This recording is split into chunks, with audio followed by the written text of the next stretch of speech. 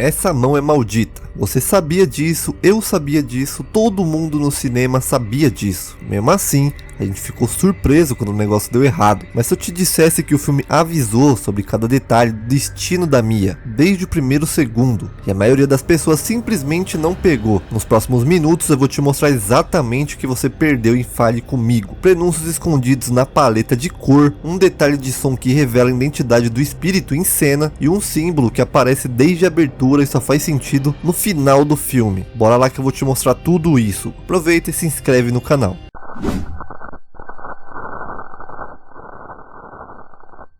O filme não perde tempo e logo no primeiro minuto a gente vê o Duckett em um surto numa festa. Ele acaba apunhalando o próprio irmão e depois acaba retirando, a sua própria vida. A maioria dessas pessoas vê essa cena como uma introdução brutal. E de fato é, mas tem muito mais coisa ali. Enquanto o Duckett surta, ninguém ao redor ajuda. Todo mundo fica filmando com o próprio celular e esse é o primeiro comentário social do filme. A tecnologia como um mecanismo de desconexão. Ao filmar, o jovem se distancia da realidade. Ele acha que tá de fora, mas a câmera não protege ninguém nesse universo. Querendo ou não, é um reflexo dos dias atuais. Quanta tragédia filmada a gente não vê por aí nas redes sociais. Essa semana mesmo aqui perto de casa, um avião foi decolar e a turbina começou a pegar fogo em pleno voo. E os caras filmando a parada de dentro do avião. Não tô julgando a pessoa que fez isso, só comparando aqui com o filme, que é exatamente isso, que o filme mostra. Mas o detalhe mais importante dessa cena tá na porta. O Cole chega desesperado e sem pensar duas vezes arromba a porta com o ombro. Simples assim. A maior influência foi o realismo de O Exorcista. Eles queriam que o mundo parecesse real. Por isso, em vez de portas que resistiam a tudo, como em outros filmes de terror, aqui tem uma porta que é só uma porta. E isso parece pequeno, mas muda completamente a tensão no filme. Como eu disse, o Cole arromba a porta para entrar, e ajudar o Duckett. O pai de Mia mais tarde vai arrombar a porta do quarto da filha do mesmo jeito, para tentar salvar ela. E a conexão vai muito mais a fundo. Quando a mãe da Mia morreu, ela morreu com o corpo bloqueando a porta do banheiro. O pai não conseguiu chegar a tempo. O trauma da porta tá costurado do início ao fim do filme. E sabe o que é mais louco? O comportamento de Duckett não é aleatório. Ele ficou instável, começou a ver espíritos, começou a matar alguém a mando de um familiar morto e acaba em morte violenta. Se isso pareceu familiar é porque é exatamente o que vai acontecer com a Mia no final. A abertura não é só uma introdução, é um trailer, um prenúncio do que vai acontecer no resto do filme, com a protagonista. Agora que você conhece a Mia, deixa eu te mostrar algo que o filme tá gritando desde a primeira cena dela, mas em silêncio. O mundo de Fale Comigo é dominado pelo azul, um azul frio, depressivo, introspectivo. A casa do pai, a escola, o hospital, tudo tem esse tom de lugar que drena energia. Mia, do começo ao fim, usa amarelo. No cinema, cores complementares como azul e amarelo criam um contraste visual automático. No nível estético, isso faz a protagonista saltar da tela, mas no nível temático, o amarelo simboliza que Mia tá fora de sintonia com tudo e todos ao redor. Ela tá fisicamente presente, mas visualmente ela tá deslocada. A casa do pai de Mia é filmada com tons cinzas e luz fluorescente. Parece um necrotério. O pai tenta colocar flores, mas pra Mia aquele lugar é sufocante. Já a casa da Jade, onde ela passa praticamente o filme inteiro, tem luzes quentes, tons alaranjados. É o único lugar onde ela deveria se sentir em casa.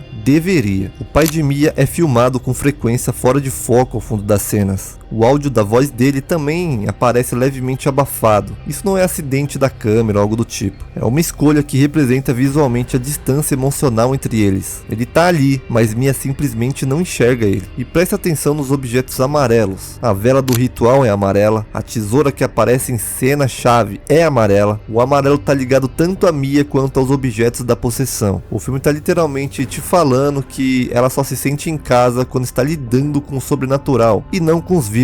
E tem mais uma coisa sobre as mãos da Mia. Mas guarda esse pensamento um pouco mais pra tarde, que eu vou voltar nisso aqui daqui a pouco. Mas vamos falar do objeto principal, Antes de entender o que a mão faz, é importante entender o que ela é. Segundo Joss, a mão pertencia a um médium, alguém que realmente conseguia falar com os mortos. Para herdar o poder sem precisar do homem, as pessoas cortaram a mão dele e selaram guardam ela em uma cerâmica para preservar. É por isso que o objeto é tão poderoso. Ele não é apenas um artefato, é literalmente uma parte de um ser humano que tinha acesso ao outro lado. As inscrições que cobrem a cerâmica são assinaturas e frases deixadas por donos anteriores. Essa mão provavelmente está circulando há décadas, passando de grupo em grupo. Cada um deles provavelmente se desfez dela depois de uma tragédia. E as regras são bem simples. Você pega a mão e fala, fale comigo. Isso permite ver o espírito. E aí você falando, eu deixo você entrar, isso acaba abrindo caminho para possessão. A vela acesa mantém a porta aberta. Se você apaga a vela, você encerra a conexão. E o limite máximo é de 90 segundos. E por que 90 segundos? O filme sugere que esse número foi descoberto da pior forma possível. Como alguém chegou a essa conclusão? Provavelmente experimentando novamente, e de novo, e com resultados cada vez piores. É a lógica da droga. Alguém precisa errar muitas vezes antes de identificar a dose segura.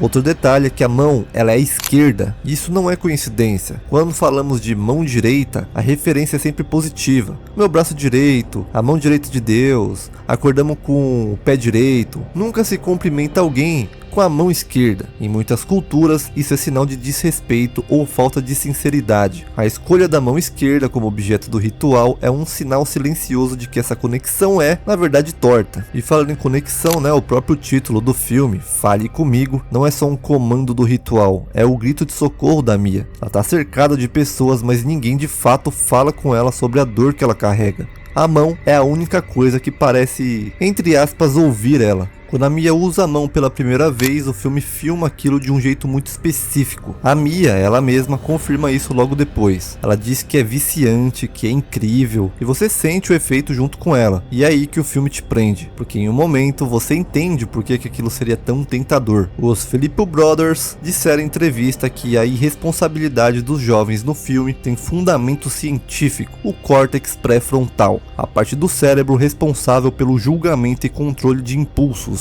Ainda não está totalmente formado em adolescentes, por isso a brincadeira com a mão faz sentido dentro de um contexto de busca por aprovação social e adrenalina, mas para outros jovens a mão é diversão passageira. Para Mia é diferente, ela não está só buscando adrenalina, ela está buscando a mãe dela. O primeiro espírito que entra na Mia é uma mulher que morreu afogada. O filme não te conta isso com um diálogo, ele te conta com som. Sempre que esse espírito está por perto, mesmo quando a Mia está numa cena aparentemente normal, lavando as mãos, passando pelo banheiro, o design de áudio amplifica levemente o som de gargarejo, água borbulhando, abafada, como se o ambiente todo estivesse gradualmente se enchendo de água. Até no hospital, quando o soro de Riley pinga, esse efeito aparece. E tem mais uma camada de design de áudio que é impressionante. No momento exato em que o espírito entra em alguém, o som ambiente ao redor da pessoa fica abafado, com eco e atrasado, com um reverb e um delay. Mas os sons próximos ao hospedeiro ficam secos e hiperpresentes. A ideia é simular auditivamente o que é estar preso dentro da própria cabeça. O cineasta não quer que você veja a possessão, ele quer que você sinta. Logo depois da primeira noite com a mão, tem uma transição para a escola onde o sinal toca com esse mesmo efeito de eco. O filme tá dizendo, mesmo sóbria, Mia já não é mais completamente ela. A primeira experiência deixou uma marca permanente, e nem ela sabe. O símbolo da água não para por aí. O primeiro espírito que entra na Mia morreu afogado. Você consegue ouvir o som de água no momento em que ele entra. A chuva aparece em momentos-chave, como por exemplo no carro, no hospital, e o sangue escorrendo pelo ralo aparece como um dos momentos de maior impacto emocional do filme. Água, no universo de Fale Comigo, significa que os espíritos estão vigiando. Tem uma cena no carro que muita gente lembra por ser bonita, Mia e Riley cantando Chandelier da Cia, mas essa cena não tá ali por acaso. Essa música, Chandelier, é amplamente interpretada como uma música sobre vocês estão ligados o quê? Sobre se agarrar à vida enquanto ela escapa pelos dedos. A letra fala: aguente firme, pois a vida tá morta, e em viver como se o amanhã não existisse. Isso descreve com precisão o estado mental da Mia. Ela busca qualquer sensação extrema para fugir da dor, sem se importar com as consequências. Logo depois dessa cena, Mia e Riley encontram um canguru gravemente ferido na estrada. A Riley pede para ela acabar com o sofrimento do animal, porém ela acaba não conseguindo. Esse canguru é um prenúncio mais direto do arco de Mia. Mais pra frente, ela vai descobrir que precisa matar o Riley para resgatá-lo do limbo. E de novo, ela não vai conseguir. Quando ela é atropelada no final, a câmera vai para cima e registra o corpo dela na estrada do mesmo jeito que registrou o canguru. Mesmo ângulo aéreo, mesma composição, a mesma coisa. E ali o ciclo se fecha. E as unhas, lembra que eu te falei que ia voltar nisso? Tem um foco constante nas mãos e nas unhas de Mia ao longo do filme. Ela pinta, rói, cuida. Isso representa a manutenção das suas conexões emocionais. Conforme ela se isola e as relações vão morrendo, as unhas vão ficando cada vez mais destruídas. Mas o detalhe mais perturbador é que as unhas quebradas de Mia são um paralelo direto com a sua mãe, que quebrou as próprias unhas tentando sair do quarto enquanto perdia a própria vida. O filme inteiro usa gesto de segurar mãos para mapear o tipo de relação entre os personagens. Personagens que evitam se tocar, o ato de passar esmalte como demonstração de cuidado, roer as unhas como ansiedade e autodestruição, a mão de cerâmica como a única forma de conexão que Mia consegue manter. O ritual não é só terror sobrenatural, é a metáfora de alguém tentando desesperadamente se conectar com qualquer coisa. O momento mais emocionalmente desgastante do filme é a possessão de Riley. Não é acidente, tem detalhe demais ali.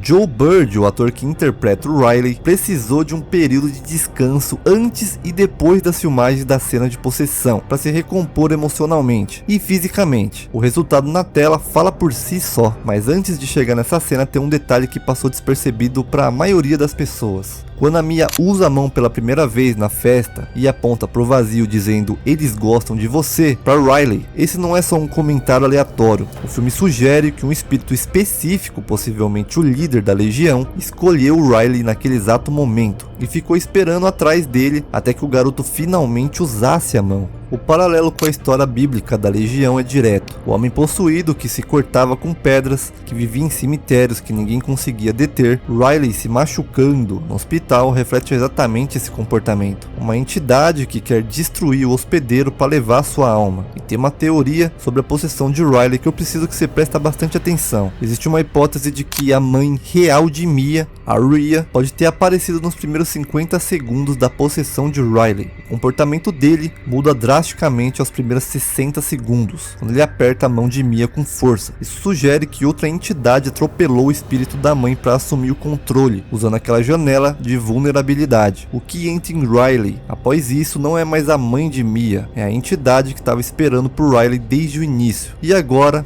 ele tem o que precisava. O espírito que se passa pela mãe de Mia não usa medo, ele usa amor. Essa é a diferença. As táticas usadas pela entidade são clássicas de manipulação psicológica. Validação, diz exatamente o que a vítima quer ouvir, como por exemplo, eu nunca te deixaria e seu pai é um mentiroso. Isolamento, semeia desconfiança entre a Mia e as pessoas que realmente a amam, o pai e os amigos. Urgência falsa, cria uma situação de vida ou morte artificial, como por exemplo, Riley está sofrendo e só você pode salvá-lo, para impedir que ela pense racionalmente. Mas como que o espírito sabia o apelido que só a mãe usava com Mia? Quando a Mia usou a mão pela primeira vez, ela não apenas deixou um espírito entrar, ela abriu a própria mente. Os espíritos levam as memórias dela e usaram o apelido para plantar a semente de confiança, para que quando chegasse o momento crucial, ela já estivesse condicionada a acreditar que era a mãe. E repara na degradação visual da mãe, conforme o filme avança. Ela vai ficando cada vez mais podre, mais encharcada. O espírito real, a mulher afogada, tá perdendo a força para manter o disfarce. Sua verdadeira forma começa a vazar. Na cena final da estrada, o espírito falha completamente e diz: nós não o teremos para sempre. Esse nós entrega tudo. Não é a mãe falando, é a legião falando. A mãe, entre aspas, de Mia nunca foi realmente a mãe da Mia. Era a mulher afogada, o mesmo espírito que entrou nela na primeira vez, usando as memórias roubadas para executar o plano final. Fazer o mal parecer bem, fazer o assassinato de Riley parecer um ato de amor. O pai de Mia guarda um segredo durante todo o filme, e quando ele finalmente conta, muda tudo. A mãe não morreu de overdose acidental, ela deixou uma carta de suicídio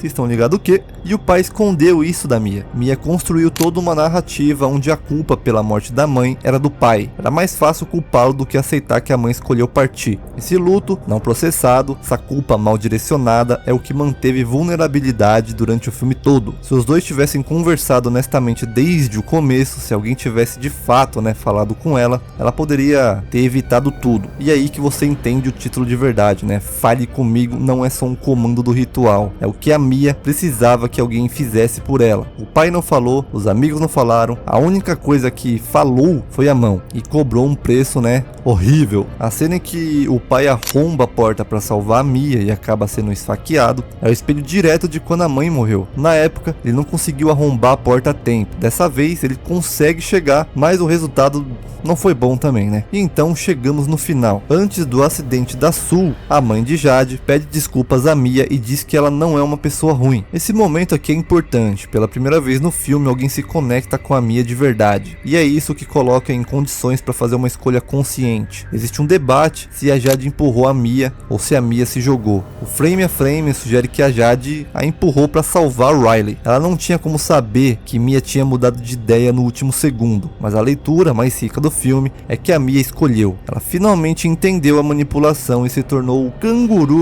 que não tinha coragem de sacrificar no início do filme. Quando a Mia morre, ela acorda no hospital sem entender o que está acontecendo. Ela vê o Riley curado, vê o pai saindo e aí ela percebe, ninguém está enxergando ela. No início do filme, a Mia menciona um sonho recorrente onde não conseguia ver o próprio reflexo. No hospital, ela olha para um vidro e confirma, sem reflexo. O pesadelo virou realidade. Ela agora é o que sempre temeu, tá invisível, um fantasma na própria vida. Antes de morrer, ela já se sentia assim, e agora é literal. E o pai, ele entra no elevador e sobe, e a porta acaba emitindo uma luz branca brilhante. Os produtores, disseram que o pai sobreviveu, mas existe uma teoria que fala que o pai também morreu e foi pro céu. A Mia grita, corre atrás dele, mas não consegue segui-lo. Ela tá presa no limbo, e ele foi para outro lugar. Se você morre enquanto ainda tá possuído, o espírito te leva junto pro reino espiritual. A Mia morreu sob influência sem fechar a vela. Agora ela faz parte do catálogo dos espíritos. E na cena final, vemos exatamente isso. Ela estende a mão para um novo grupo de jovens em um outro país, exatamente como os espíritos fizeram com ela. E aqui o ciclo se fecha